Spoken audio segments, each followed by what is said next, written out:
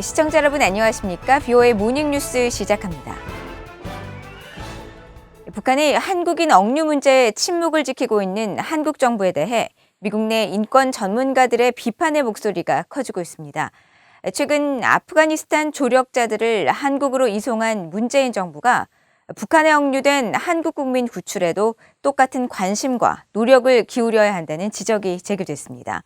조상진 기자가 보도합니다. 미국의 북한 인권 전문가인 그레그 스칼라튜 북한 인권위원회 사무총장은 문재인 한국 대통령이 북한에 갇힌 자국민의 생사도 묻지 않고 한반도 평화 프로세스를 논하는 것은 모순이라면서 북한에 한국인이 억류돼 있는 한 평화선언이나 화해를 결코 말할 수 없다고 지적했습니다.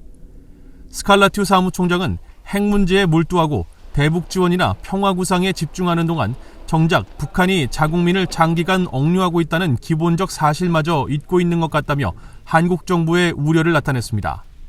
Can you imagine an American president going to a foreign country and talking about rapprochement and diplomatic contacts and humanitarian aid while the respective country is holding American citizens hostage? That would be unthinkable, and that president would have to pay a very heavy political price. 수잔 숄티 북한 자유연합 대표는 북한에서 의식 불명 상태로 풀려난 뒤 사망한 오토 원비어를 상기시키면서 과거 억류됐던 미국인들보다 훨씬 오랫동안 구금된 채 생사조차 확인되지 않는 한국인들 역시 같은 비극을 겪을 수 있다고 우려했습니다. 그러면서 억류된 이들이 희망을 잃지 않도록 한국 정부가 끊임없이 그들의 이름을 언급하고 석방을 촉구해야 한다고 강조했습니다. We always say, silence is death. If you don't advocate and talk about these things, silence is death. So it's absolutely appropriate that the government of South Korea ask for their release and continue to bring their names before the North Koreans in any bilateral talks. 로버트 킹 전 국무부 북한 인권 특사는 북한이 혐의 사실과 관계없이 인질을 붙잡아두고 이들을 다른 나라로부터 이익을 얻어내기 위해 물물 교환하듯이 이용하려 한다면서 문 대통령은 북한과의 관계 개선에 한국인 억류 문제가 방해가 되지 않기를 바라고 있는 것 같다고 지적했습니다.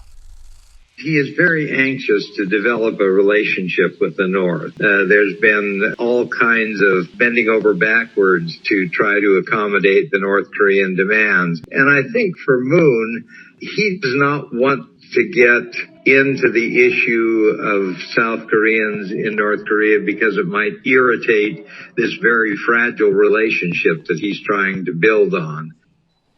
전문가들은 한국 정부가 아프가니스탄 협력자들과 가족을 최근 한국으로 이송한 상황에서 자국민이 북한에 억류돼 있는 것에 침묵하는 것은 용납 못할 상황이라고 비판했습니다.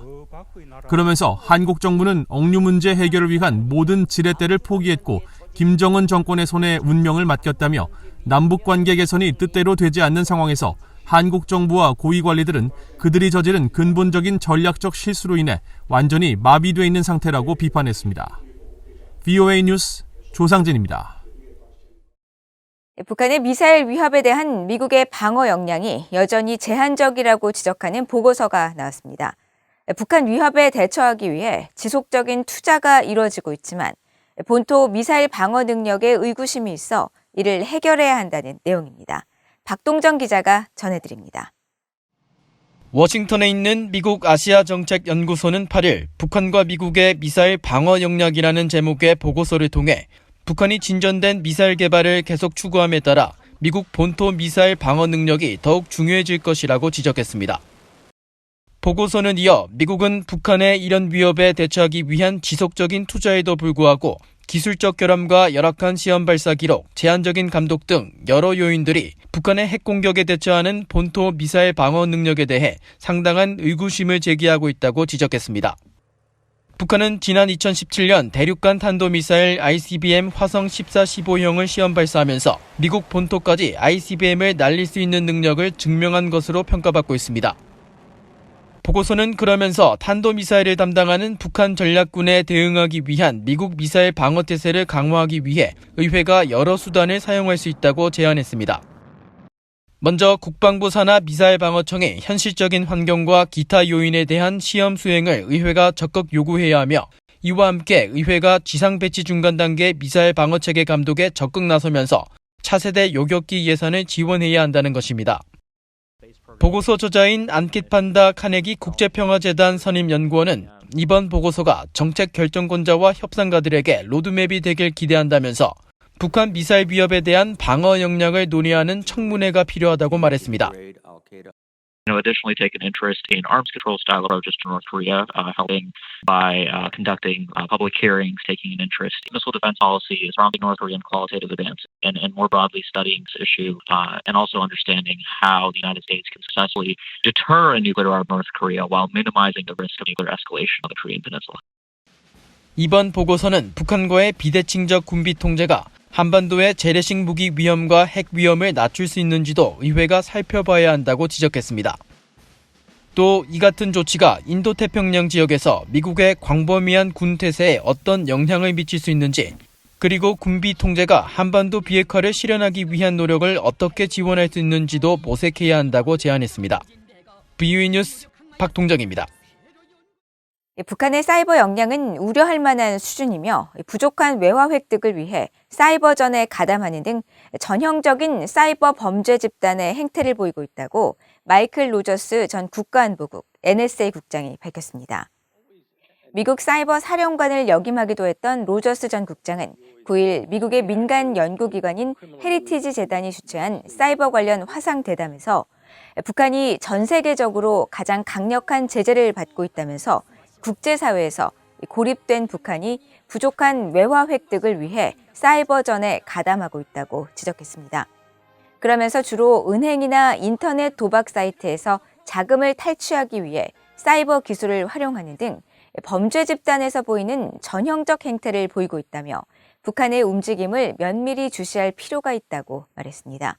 로저스 전 국장은 북한이 매우 공격적인 사이버 공격을 감행하고 있으며 최근 미국과 한국의 사회 기반 시설을 대상으로 공격적 침투 역량을 선보이고 있다면서 미국 정부 부처 간 공조는 물론 민간 업체들과의 협력을 통해 공동 대처하는 것이 무엇보다 중요하다고 강조했습니다.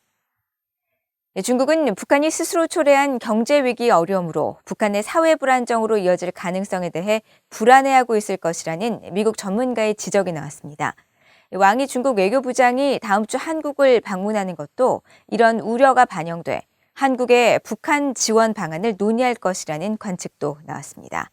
김영교 기자가 보도합니다.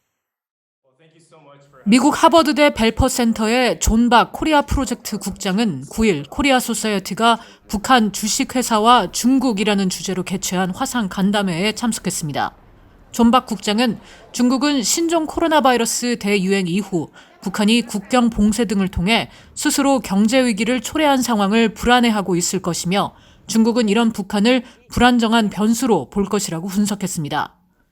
It's almost as if North Korea is viewed as an instability variable, and how the North Korean variable in this instance is a focus of the Chinese applying different policy tools. I can only imagine how anxious Chinese leaders are with the self-imposed economic crisis worsening. 존 박 국장은 그러면서 중국의 왕이 외교부장이 다음 주 동남아 순방에 이어 한국을 방문하는 것도 중국의 이런 우려가 반영돼 있다면서 중국은 북한의 경제 상황을 개선시킬 수 있는 방안에 대해 한국과 논의할 것이라고 예상했습니다. 또 중국은 한국이나 북한에 대한 각각의 정책이 아니라 한반도 전체에 대한 일관된 정책이 있다고 지적했습니다. I think there's been remarkable consistency from the Chinese side in their messaging that for them, there is no standalone North Korea policy, no standalone South Korea policy, that it is in the context of Korean Peninsular strategy. And what the Chinese are trying to advance is stability. And so that has been very consistent in their statements over the years.